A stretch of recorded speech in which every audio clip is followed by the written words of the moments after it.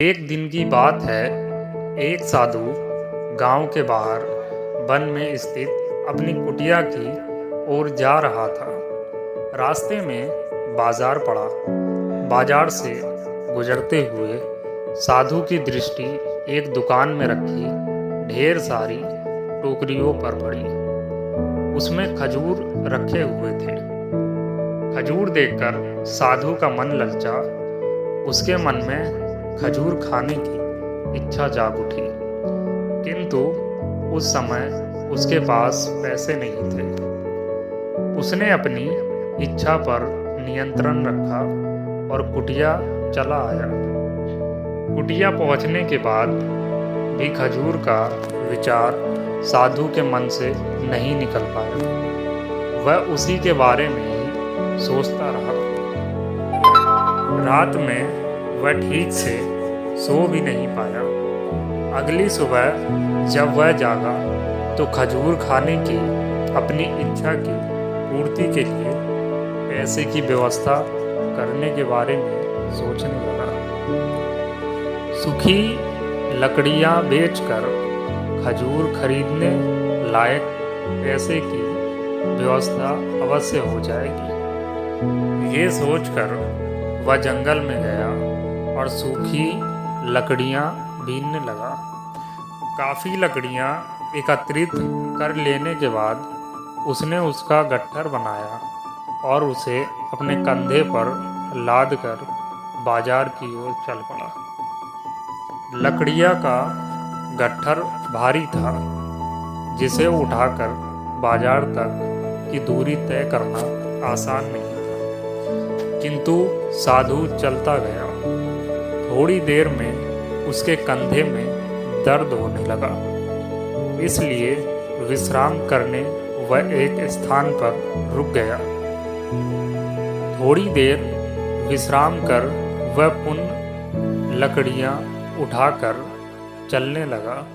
इसी तरह रुक रुक कर किसी तरह वह लकड़ियों को गट्ठर के साथ बाजार पहुंचा। बाजार में उसने सारी लकड़ियां बेच दी।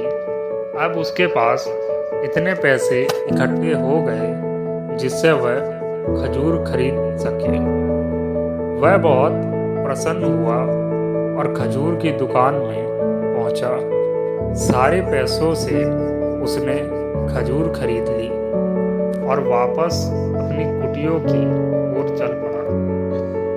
कुटिया की ओर जाते जाते उसके मन में विचार आया कि आज मुझे खजूर खाने की इच्छा हुई। हो सकता है कल किसी और वस्तु की इच्छा हो जाए। कभी नए वस्त्रों की इच्छा जाग जाएगी, तो कभी अच्छे घर की, कभी स्त्री और बच्चों की, तो कभी धन की।